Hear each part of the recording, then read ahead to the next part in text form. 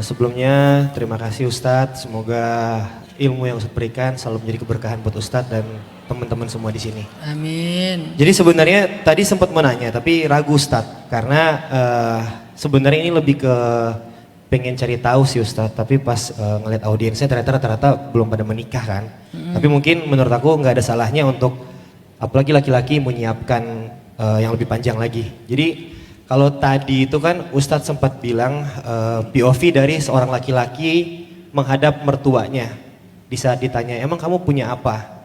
Dan laki-laki itu pun menjawab saya percaya dengan janji Allah.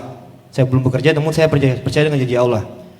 Mungkin kalau dari sisi anak laki-laki itu mungkin apalagi kalau memang dia menyatakan itu dengan niat yang baik, itu adalah hal yang baik. Namun kalau POV-nya dibalik sebagai saya, sebagai orang tua laki-laki dari anak perempuan itu, apakah itu cukup Pak Ustadz? Karena memang menurut aku ini ada korelasinya dengan ketidakpastian, di mana jawabanku dan ridoku juga sangat menentukan ke depannya.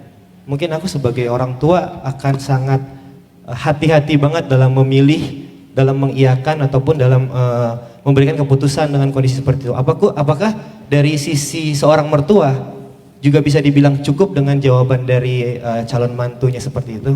Terima kasih Pak Ustadz. Assalamualaikum warahmatullahi wabarakatuh. Waalaikumsalam warahmatullahi wabarakatuh. Boleh. Silakan Gurunda. Ya, bagus banget ya pertanyaannya, bikin saya juga bingung. Ingat nggak dengan kisah lamaran Ali kepada Fatimah? Ali punya apa? Gak punya apa-apa.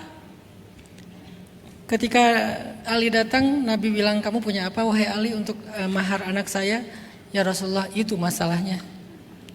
Gak punya apa-apa, gak punya ya Rasulullah. Ya udah pakai ini aja, dikasih sama Nabi. Pakai ini sebagai mahar buat anak saya. Padahal itu adalah baju besinya Rasul atau apa alatnya Rasulullah. Terus Fatimahnya udah punya gaun pengantin, nggak punya. Gimana Sayyidah Fatimah perempuan paling mulia, paling cantik, paling mulia, paling terhormat, bidadari surga, dijamin masuk surga. Anaknya Rasulullah, putrinya Sayyidah Khadijah, ibunya yang paling mulia, dapat salam dari Allah langsung. Nikahnya dengan baju yang punya 16 tambalan di gaun pengantinnya. 16 tambalan di gaun pengantinnya. Apa yang menjadikan Nabi begitu yakin? Ternyata imannya Ali bin Abi Thalib. Ali ini pemuda surga. Dunia gak ada nilainya lagi udah di mata orang yang kayak gini nih. Gak dikasih apapun di dunia pun gak apa-apa. Surganya ada di tangan, udah dijamin buat dia. Ali itu dijamin surga. Padahal kan Fatimah juga dijamin surga kan? Artinya kalau Fatimah gak jadi sama Ali pun sebetulnya Fatimah masuk surga kan? Tapi walaupun demikian, Nabi senang banget kalau yang datangnya itu penduduk surga. Yang melamar Fatimah itu adalah penduduk surga. Gimana mau ditolak hanya gara-gara urusan dunia? Apa pelajarannya di sini?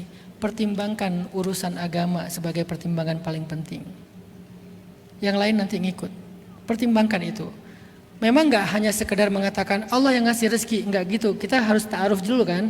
Dia benar gak dalam agamanya? Kadang-kadang cuma ngucapin kayak gitu gampang, semua orang bisa ngomong. Tapi kan Nabi udah kenal siapa Ali. Bahkan dari sejak Ali masih kecil dalam rumahnya Khadijah. Kan mereka serumah. Tinggal di rumah Khadijah bersama Fatimah juga. Masa kecilnya main bareng. Ali itu yang membantu dakwah Nabi sejak dia masih kecil. Masih anak SD udah jadi seorang mukmin. Perjuangannya luar biasa. Jadi Nabi itu kenal banget siapa Ali. Yang Nabi kenal dari Ali itu bukan hartanya. Dia itu orang miskin, anak dari orang miskin. Ayahnya adalah Abu Thalib. Abu Thalib itu paman Nabi yang paling miskin loh by the way. Gak ada sisa warisan dari ayahnya. Dia juga sendiri apa pekerjaannya? Dia gak punya pekerjaan tetap. Beda sama Nabi. Nabi itu pengusaha. Nabi itu pengusaha.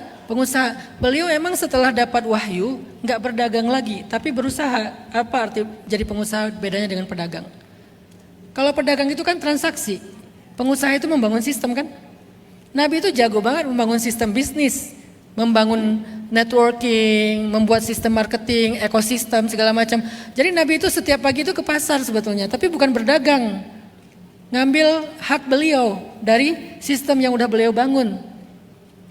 Nabi ngambil hak, terus ngapain uang yang Nabi ambil? Langsung dibagi-bagi habis, sisa dikit ke rumahnya. Jadi Nabi itu pengusaha sukses, beliau jago banget dalam membangun sistem bisnis. Ali enggak, Ali bukan seperti Rasulullah, dia orang biasa, gak punya pekerjaan tetap, gak punya penghasilan, gak punya modal menikah. Terus kenapa Nabi begitu antusias menerima Ali? Padahal sebelum Ali datang, yang datang siapa? Yang pertama yang datang itu Abu Bakar, kaya raya. Yang kedua yang datang Omar, juga seorang tokoh, punya harta. Tapi ditolak sama Nabi. Tahu gak kenapa ditolak sama Nabi? Karena Fatimah nggak berkenan. Makanya pelajarannya bagi para ayah dan calon ayah, jangan paksakan putrimu menikah, tanya pendapatnya. Kalau dia udah nyaman, maka itu jadi pertimbangan nomor 2 setelah agama. Udah bismillah. Kalau mereka sama-sama nggak memiliki harta, Allah yang akan mencukupkan. Asalkan mereka udah nyaman, cocok. Bismillah, tawakkal ala Allah, fa idza azamta fatawakkal ala Allah. Kalau kamu udah yakin, bertawakallah kepada Allah. Dan tawakal itulah yang disebut dengan kepastian. Janji Allah itulah kepastian. Sisanya orang tuanya jadi support system. Yuk kita sama-sama, apa kebutuhan kalian? Yuk kita bikin usaha ini dan usaha itu. Jangan dilepas juga. Kan kita nih ngangkat anak baru kan, bukan melepaskan anak kita ke orang lain. Itu definisi yang berbeda ya, lo ya. Kalau kita menikahkan putri kita dengan anggapan kita melepaskan anak kita, berarti kita nggak akan ngapa-ngapain, nggak jadi support system. Harusnya pikirannya adalah ketika saya menikahkan putri saya, sebetulnya saya lagi ngangkat satu anak lagi, yaitu suaminya. Sebagaimana saya mendukung anak saya yang perempuan, saya juga akan mendukung anak saya yang laki-laki yang menjadi suaminya. Maka kita bareng-bareng yuk kita sama-sama, ada masalah apa kalian? Kalau itu cara berpikirnya, harusnya harta bukan jadi lagi pertimbangan nomor 1. Nomor 1 itu adalah keyakinannya kepada Allah, iltizamnya kepada agama, apakah dia orang yang taat dan seterusnya. Nomor 2 adalah gimana pendapat putrinya, apakah dia berkenan? Kalau dia berkenan ya udah, jangan dipaksain, jangan dihalangin. Selama alasannya baik, orangnya juga insya Allah orang yang bertanggung jawab, akhlaknya baik, udah jalan bismillah. Jadi belajar dari Rasulullah. Inilah contoh calon mertua yang paling ideal, teladan bagi setiap orang. Allahu a'lam.